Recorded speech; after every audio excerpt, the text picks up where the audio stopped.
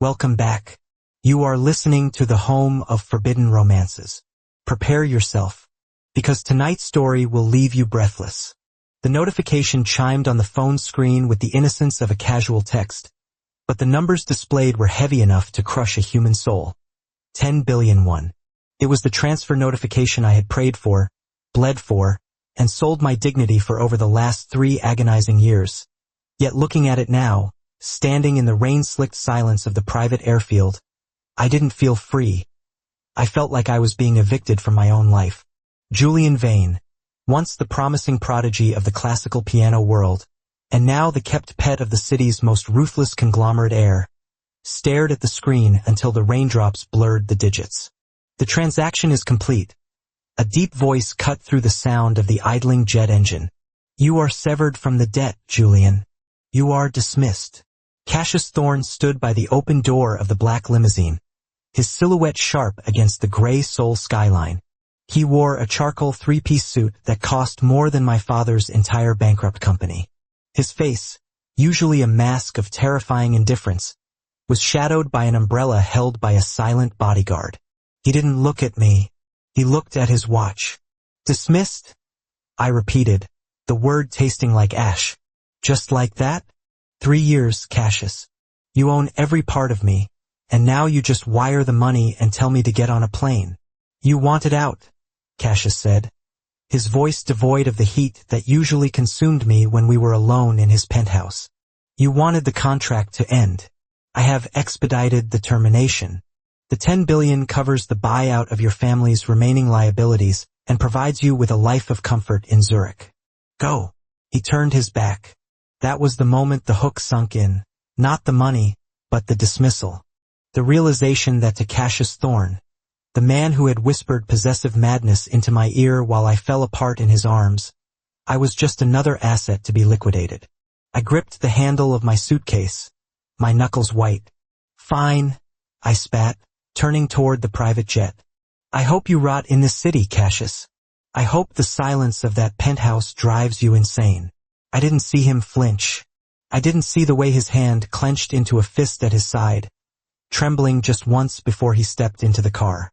I only saw the closing of the door, the finality of tinted glass. I boarded the plane, thinking I was escaping a cage. I didn't know I was walking into a labyrinth of lies that Cassius had constructed not to trap me, but to keep me alive. Zurich was beautiful, clean, and suffocatingly quiet. For 6 months, I lived the life of a wealthy expatriate. I bought a loft overlooking the lake. I bought a Steinway grand piano that filled the empty space with melancholy nocturnes. I tried to date a charming architect named Leo, a kind-hearted barista, but every time they touched me, my skin crawled. Their hands were too soft. They asked for permission. They didn't look at me with that dark, consuming hunger that made me feel like the only star in a pitch-black sky. I hated myself for missing him. I was Julian Vane, the man who had been forced to sell himself to save his family from debtor's prison. Cassius Thorne was the monster who had bought the debt, and me along with it. It was a transactional arrangement. I played piano for him, I attended galas on his arm, and at night, I warmed his bed. But somewhere in the 2nd year, the lines had blurred. The night he found me weeping over my mother's obituary, he hadn't just offered a handkerchief. He had canceled his board meeting, wrapped me in his coat, and held me while I shattered. He was a tyrant to the world, a viper in a suit, according to the tabloids. But with me he was intense, specific, and overwhelming. So why send me away? The answer came in the form of a news broadcast I caught while walking past a luxury watch store in downtown Zurich. Thorne Corp under siege. Chairman Cassius Thorne indicted on charges of corporate espionage and embezzlement. Assets frozen. The Thorne dynasty is crumbling. The screen showed Cassius being led out of his headquarters. He wasn't wearing his impeccable suit.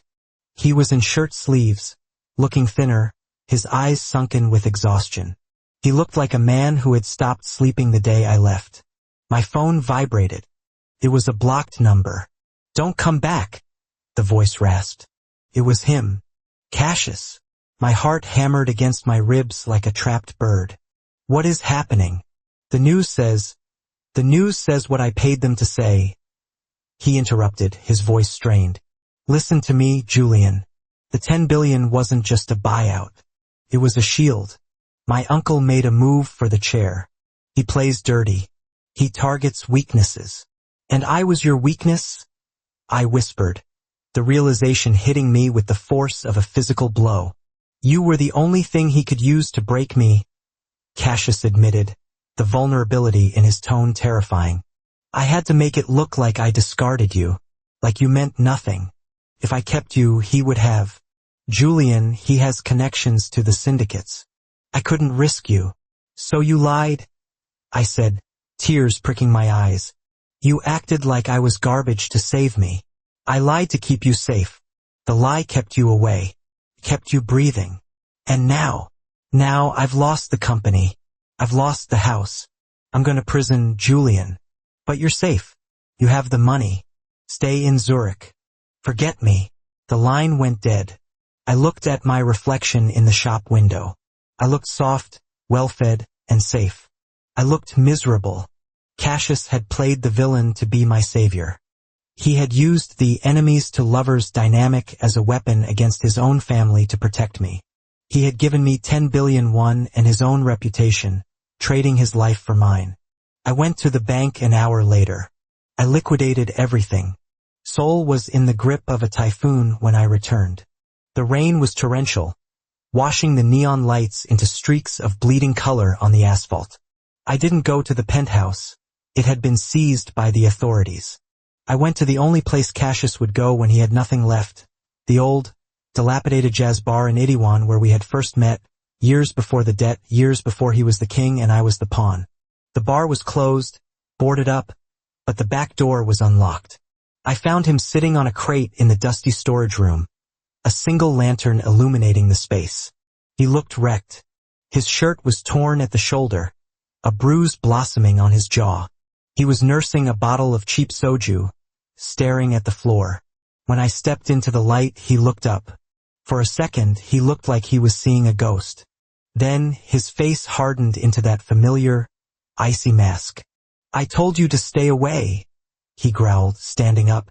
He swayed slightly. Are you stupid? My uncle's men are sweeping the city. If they find you here, let them come, I said, dropping my soaked duffel bag to the floor. I'm not afraid of them, Cassius. I'm afraid of a life without you.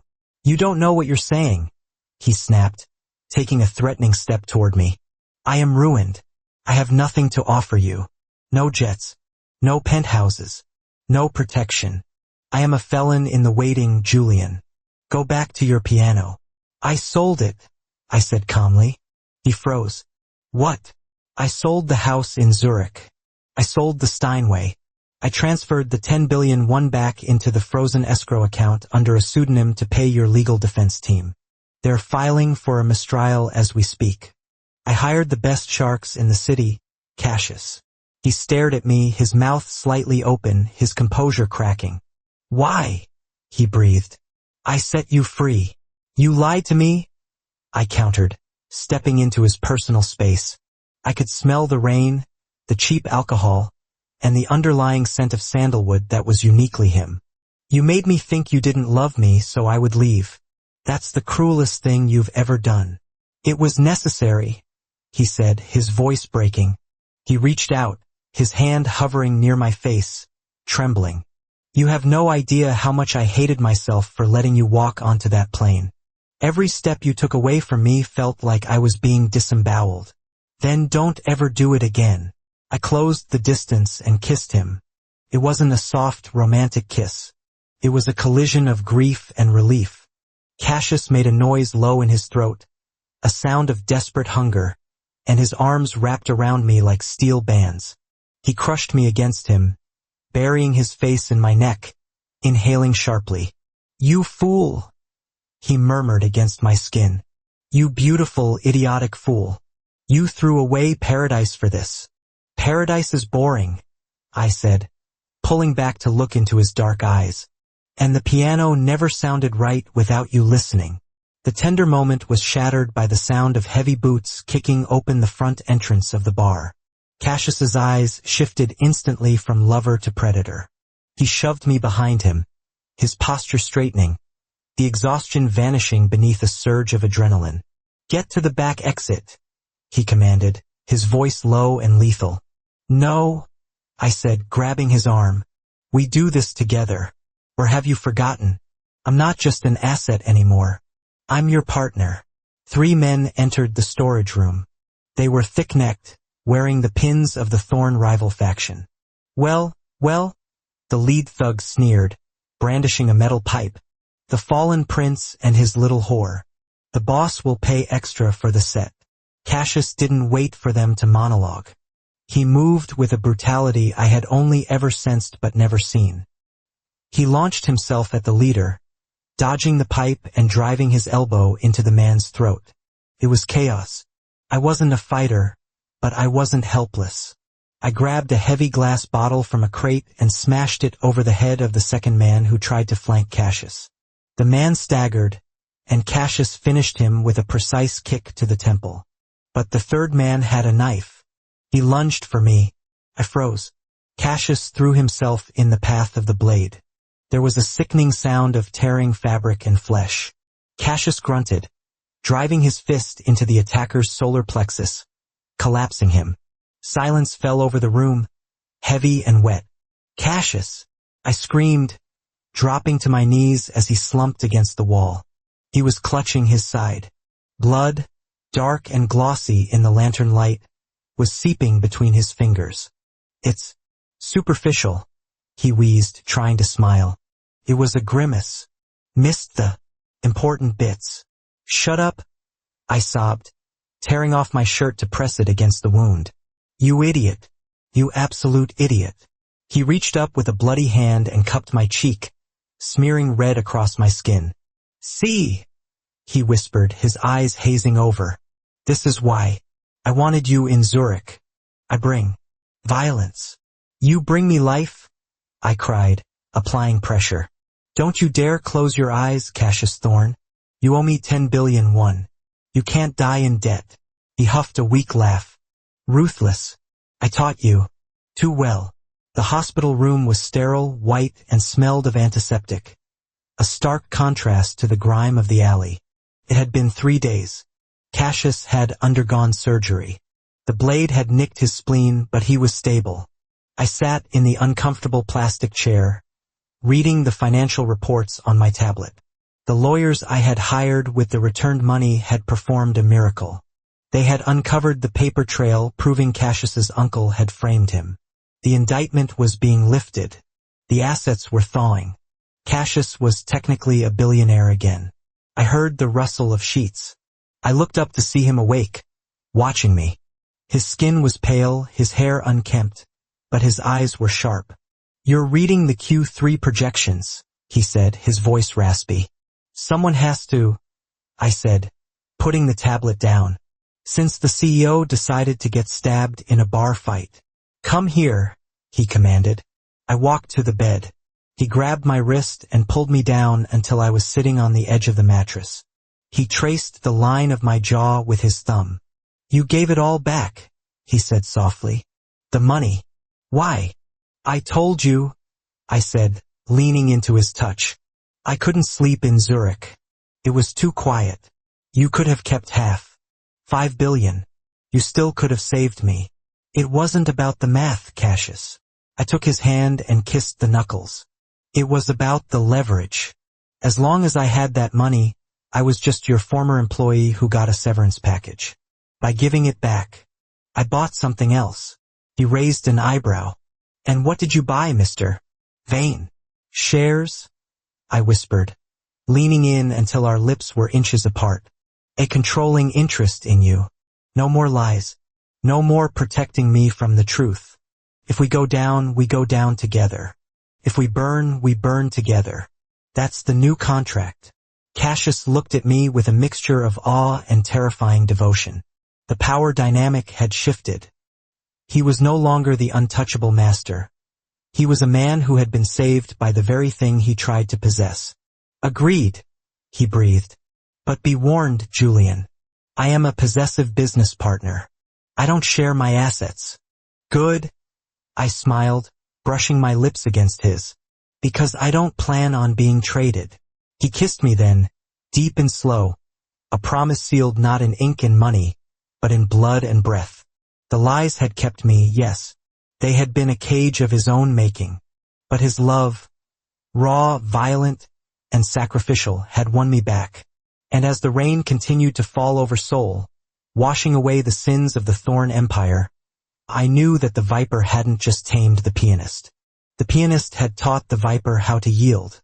And that is how Julian Vane tamed the Wolf of Seoul, not with obedience, but with a sacrifice that matched his own. If you enjoyed seeing Julian take control and Cassius surrender his pride for love, destroy that like button, and tell me in the comments. Would you forgive a man who pushed you away to save your life? Or is a lie always a deal breaker? I'll be reading your answers. Subscribe for the next chapter. Until then,